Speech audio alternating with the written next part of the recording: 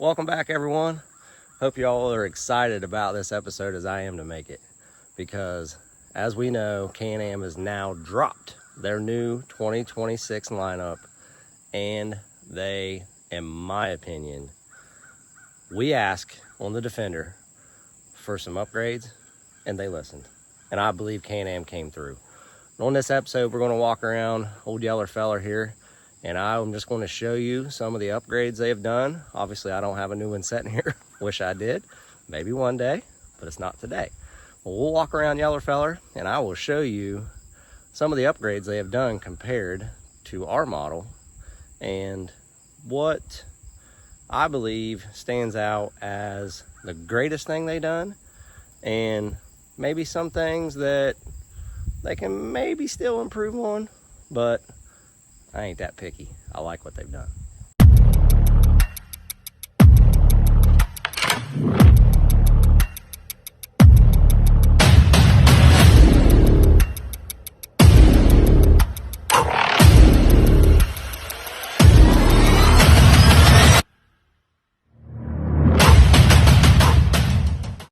So let's start here in the front. The old junk halogen light bulbs, they gone. They upgraded with some LEDs. You know, we've been asking for that for a long time. And they upgraded the front plastic area of the new ones too. I'll put some pictures up. But kind of mixture maybe of a little bit of the Commander look. It does kind of similar appearances to a Ranger, but definitely stands out. I think the appearance of the new Defender, in my opinion, is awesome. Like I said in the previous video, they probably come out with a new color and it might be white. Well, it was white. They got like a pearl white, which I think looks really good, really different. Obviously no more, if I can zoom in here, no more HD10, now HD11, and it says triple. What's that triple stand for? We'll get to that here in a little bit. But moving on here, still on the front, A-arms, right? XMR's got some good A-arms on it, right? But the new 26 Defender has got upper and lower double arched A-arms, and those things are beefy. They really upgraded the suspension on it. Really impressed with that. They did not upgrade the shock package, which that's one little thing. I wish they would have offered maybe a little bit better shock, but that's all right. Like I said, the suspension on these things are still good. There is also a lighting package available that comes with a light bar on the hood, and also in the bumper comes with a light bar, winch, and they put one also up there on the roof. So that is an option also. So moving on, the plastics on the new Defender is the same. The doors, I believe, are the same. They did also on the front of the unit, which I didn't get into, brakes. They upgraded the brakes and all the suspension components that we used to ride around and complain about all this stuff squeaking and banging and clanging. They claim they got her fixed. They upgraded the bushings.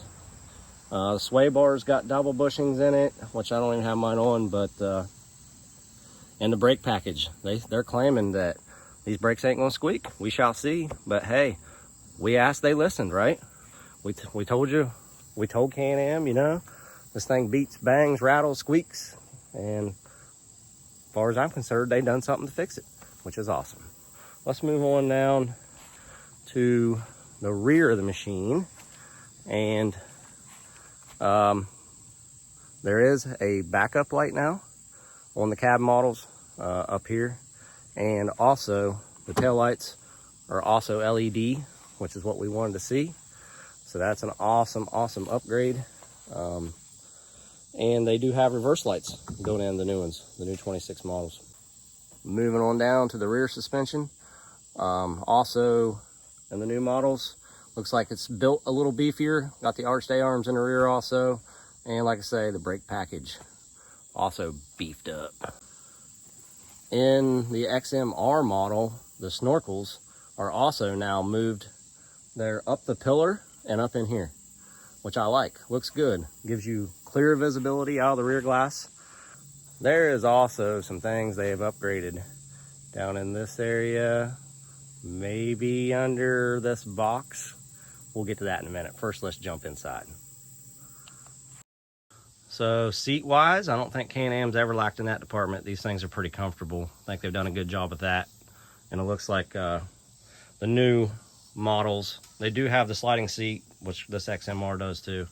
And look at that awesome Star Night MT center console. Anyways, that's an accessory you could always put in. But let's look at his dash just a little bit.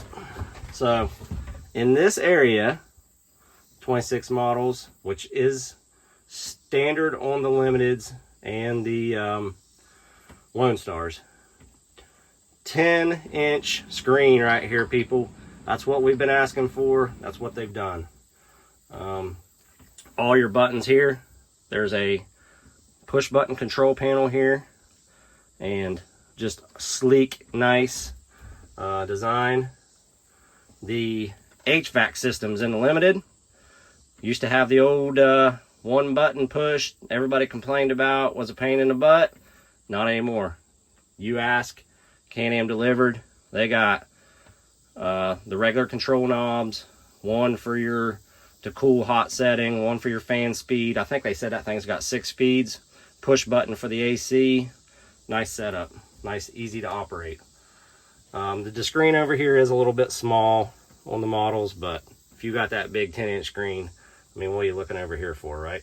But if you don't want all that fanciness and don't need it, they do sell them without the screen. You can get them in that option.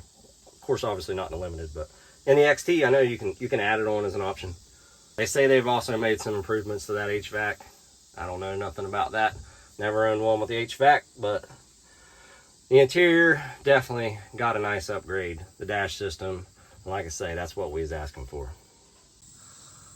So far you're not too impressed, right? I get it. Well, let's get to it. What did they do under here?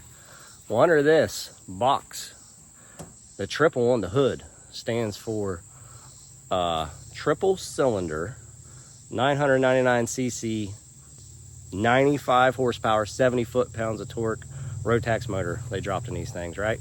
We asked for more power. They gave us more power. That's what I'm talking about. My one big complaint about the Defender. I could care less about the instrument cluster and all them fancinesses inside, right? The one big complaint was this machine was underpowered, and they gave us more power. Thank you, Can-Am. Kudos to them. That's what I'm talking about. This Defender has been out since 2016, right?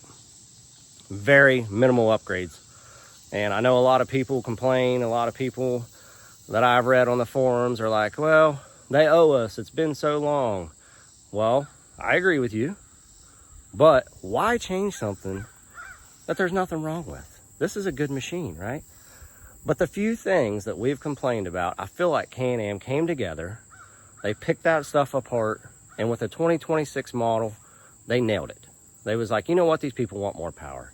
And yeah, it's only 95 horse to some people, but that is plenty for this machine, in my opinion. Y'all may not agree with that, I get it, but 95 horse, I'm sure somebody will come out with an ECU flash here before long, and you're gonna be able to bump this thing up to over 100, no problem.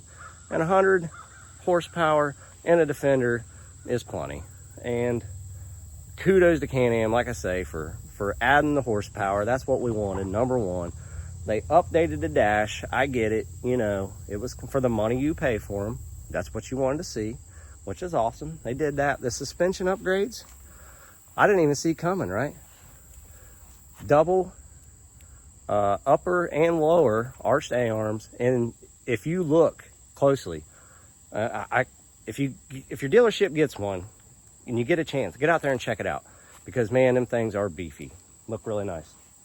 So LED lighting, right? That was one of our other big complaints. We need LED lighting. They got her, right? So I personally am happy with what Can-Am has done. Am I going to run out and buy one right now? No, I would like to, but that's just not in my budget right at the moment. We got an axle replaced, which it came in today, and hopefully here on the next episode, we'll jump into getting that switched out for you. So if you're curious about changing a rear axle on a Defender, I'm going to have you hooked up, so stay tuned for that. But right now, I'm going to end this video here. 26 model Can-Am Defender. There's tons of videos out there on them already on YouTube. Check them out. If you're in the market for a Defender, I'd say this is the one to jump on. I don't know, maybe you should wait a little while and let them work the bugs out of them, but in my opinion, Can-Am's always been a reputable brand, and I think that they done a really good job with this 2026 Defender. It was time, right? And they knew that, and like I said, I think they knocked it out of the park. I am impressed. Hope you guys were too. And please keep following along. Drop some comments. I would like to hear some feedback. I want to see what you guys think about it. Obviously, you know how I feel now, so drop it in the comments. I'll get back with you. Like always, keep watching, keep liking, keep subscribing, and we'll see you on the next one.